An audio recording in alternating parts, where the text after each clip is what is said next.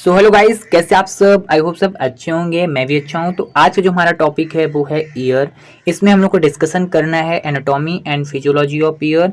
Okay, then we will also discuss mechanism of hearing and we will including for further explanation function and disorder of ear. Okay, ये आपके B pharma first year के first sem के HAP subject का topic है और हम लोगों के डिस्कशन में चल रहा था यूनिट 4। इसका लास्ट पोर्शन हम लोग पढ़ रहे थे स्पेशियल सेंस में, ठीक है, जिसमें हम लोग आई को समझ चुके थे। आज हम लोगों को समझना है ईयर को, ठीक है। तो चलिए डिस्कस करते हैं ईयर को। सो सबसे पहले हम लोग देख लेते हैं बेसिकली ईयर होता क्या है।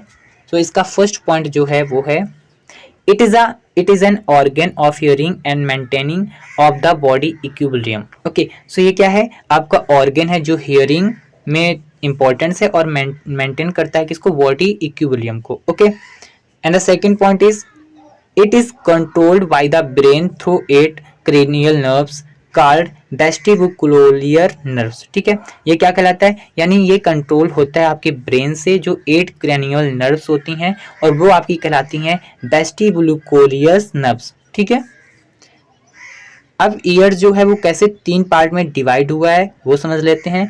The first one is external outer ear. ठीक है, एक्सटर्नल ईयर बोल सकते हो या एक्सटर्नल आउटर ईयर भी बोल सकते हो। ठीक है, and the second point is middle ear and the third point is internal ear. ठीक है, ये इसके बेसिकली पार्ट हैं, इसका डिवीजन हुआ है 3 पार्ट में। ठीक है, अब इसका हम लोग देखेंगे एनाटॉमी को। सो ये रहा इसका स्ट्रक्चर, जैसा कि आपको इसमें दिखाई दे रहा है। जो आपका ईयर है उसका डिवीजन 3 पार्ट में किया गया है। The first one is this, sorry, okay, एक पार्ट आपका इसका आउटर ईयर का हो गया, मिडल ईयर और इनर ईयर। ठीक है, सो आपके आउटर ईयर में कौन कौन से पार्ट प्रेजेंट होते हैं, सबसे पहले हम लोग वो देखेंगे। ठीक है, तो ये जो आपका ये वाला जो पार्ट पोर्शन है वो आपका कहलाता है पिन्ना। ठीक है, क्या कहलाता है, पिन्ना। ठीक है, और ये आपकी टेम्पोरल बोन कहलाती है। ठीक है, टेम्पोरल, ठीक है, ये बोन्स होती है और आपकी यहाँ पे होती है ईयर कैनाल। ठीक है, ये जो आपकी एक तरीके से जा रही है वो कैनाल टाइप की, ये ईयर कैनाल होती है। ठीक है, काफ़ी बच्चों को बहुत प्रॉब्लम होती है ईयर ड्रम को समझने में। ईयर ड्रम को वो यही नहीं आइडेंटिफाई कर पाते हैं कि आउटर ईयर में आता है या मिडल ईयर का पोर्शन है। तो मैं आपको बता दूं, जो आपका ईयर ड्रम होता है वो लाई करता है between outer ear and middle ear, यानी कि ये मतलब इसका जो एक तरीके से इसका जो स्पेस है लाई करता है वो बीच में करता है, दोनों के बीच में करता है, आउटर ईयर के और मिडल ईयर के। ठीक है, तो ये आपको हमेशा ही याद रखना है कि जो अगर आप लिखेंगे कि ear drum is lie between the outer ear और middle ear। ओके ओके, अब देख लेते हैं हम लोग parts of various part of ear which are under through the middle ear. Okay, so the first one is muscles. Okay, ये रहा आपका मैसलस, और स्टेप्स भी होता है इसमें, इंकस होता है। ठीक है, ये इसके पार्ट हैं। ठीक है, अब हम लोग पार्ट देख लेते हैं इनर ईयर के। तो ईयर इनर में आपको आता है semi circular canal.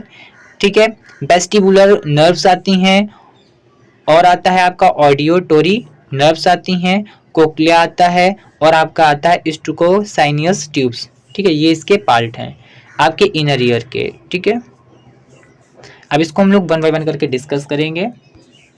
So the first one is external outer ear. ठीक है, इसको हम सबसे पहले समझते हैं। इसका जो पहला पॉइंट है वो क्या है, it consist of pinna which help to collect the sound waves and external auditory meatus which convey the sound waves from pinna to the tympanic membranes. ठीक है, तो इसमें क्या होता है, ये कंसिस्ट करता है पिन्ना को, जो क्या करता है, हेल्प करता है आपका कलेक्ट साउंड वेव्स। ठीक है, ये हेल्प करता है आपका साउंड वेव को कलेक्ट करने में। ठीक है, फिर एक्सटर्नल ऑडिटोरी मेटस होता है जो ये कन्वे करता है sound waves from pinna to the tympanic membrane state. ठीक है, सेकेंड पॉइंट इसमें जो है आपका है the auditory canal is 3 centimetre long.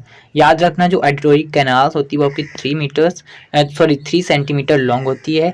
And the third point is that it inner part is closed by a thin membrane called drum of ear. ठीक है, और टेम्पेनिक मेम्ब्रेन, यही आपकी टेम्पेनिक मेम्ब्रेन कहलाती है। अगर आपसे क्वेश्चन पूछा जा सकता है कि व्हाट इज अ 2 मार्क्स में कि what is a tympanic membrane, so also you can explain that things. The tympanic membrane is also known as drum of ear. Okay, अब हम लोग देख लेते हैं मिडल ईयर को। इसमें क्या है, इसका पहला पॉइंट है the middle year is include 3 small bones. ठीक है, कौन कौन सी हैं देख लेते हैं। तो जो पहली है वो आपकी हैमर्स है, जो कहलाती है आपकी मेलस भी कहलाती है।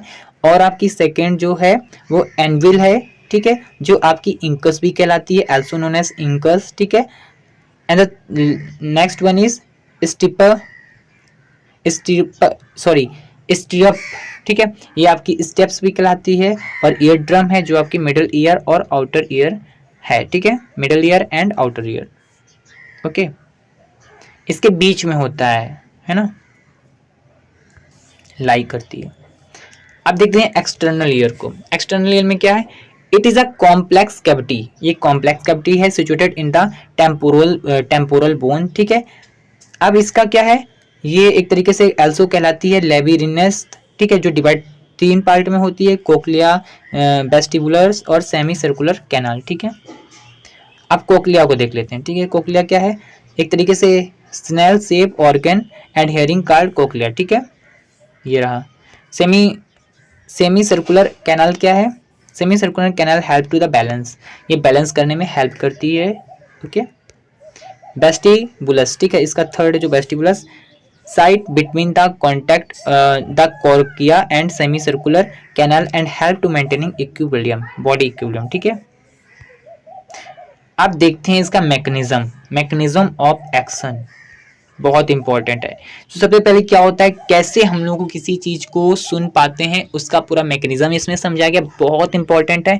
ये हमेशा ही लिख के आना है आपको एग्जाम में, इसको बहुत फोकस करते हैं। ठीक है, सो सबसे पहले क्या होता है, sound signals in the environment. So सबसे पहले जैसे कोई भी इन्वायरमेंट में शोर शराबा हो रहा है, जैसे कि अभी आपको हो सकता है कुछ आवाज़ें सुनाई दे रही हों फ़ोन के माध्यम से, हमारे बहुत सारे पक्षी यहाँ पे जो कि बोल रहे हैं ना, तो वो इन्वायरमेंट से जो आपको साउंड सुनाई दे रहा है कैसे, तो वो हम आपको समझाते हैं, वो भी इसी मैकेनिज्म के थ्रू ही आपको सुनाई दे रहा है। तो सबसे पहले क्या होता है, sound signal in the environment. So जो साउंड इन्वायरमेंट से आता है, ठीक है, उसको पिन्ना कलेक्ट करता है। ठीक है, pinna collect sound and passes to the external auditory canal. फिर क्या करता है, पिन्ना कलेक्ट करके उसको एक्सटर्नल ऑडिटोरी कैनाल तक क्या करता है, पास कराता है। फिर sound strikes the tympanic membrane तक पहुंचाता है। ठीक है, फिर क्या होता है, vibration of the tympanic membrane and transmit to the स्प्रेड foot plate through a chain of ossicles coupled to the tympanic membrane. ठीक है, अब उसके बाद क्या होता है, मूवमेंट ऑफ स्टेप्स, STAPES याद रख लेना, stapes, foot plates, cause pressure change in the labyrinthine fluids. Labyrinthine fluids की स्पेलिंग याद रख लो, LABYRINTHINE, जो कि आपको बहुत अच्छे से विजुअल नहीं होगी तभी मैंने रिपीट कर दी। ठीक है, अब उसके बाद क्या होता है, movement of the basilar membrane. ठीक है, अब ये क्या होता है, मूवमेंट होता है इसका बेसिलस मेम्ब्रेन में। ठीक है, फिर क्या होता है, ये स्टिमुलेट करता है द हेयर सेल्स को and the organ of quality, CORTI, quality. फिर क्या होता है उसके बाद, hair cell act as transducers and convert the mechanism energy into the electrical impulses. इसमें ये बहुत इंपॉर्टेंट पॉइंट है। इसमें क्या होता है, जो हेयर सेल्स होती हैं एक्ट एज अ इंड्यूसर की तरह काम करती हैं और कन्वर्ट करती हैं मैकेनिकल एनर्जी को इनटू द इलेक्ट्रिकल इम्पल्सेस में। ठीक है, अब क्या होता है, electrical impulses finally travel along the auditory nerves to auditory cortex, और फिर आपको चीज़ें सुनाई देती हैं। ठीक है, तो ये आपका हो गया इसका मैकेनिज्म ऑफ एक्शन या मोड ऑफ एक्शन, जो भी आप बोलना चाहें। अब इसका डिसऑर्डर देख लेते हैं। The first one is ओटोस्क्लेरोसिस।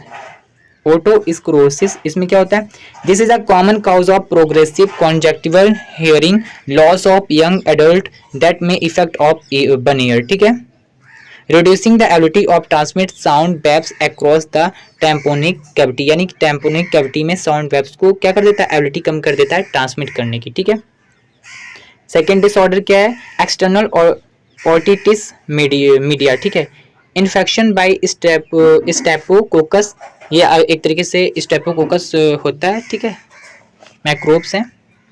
ऑटोरियस in the usually cause the localized information in the auditory canal.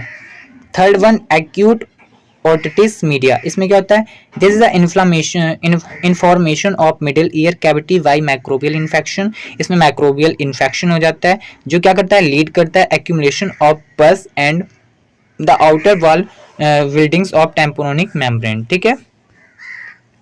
Fourth one is labyrinthitis, the complication of middle ear infection may caused by development of the fistula from the cholesteatoma.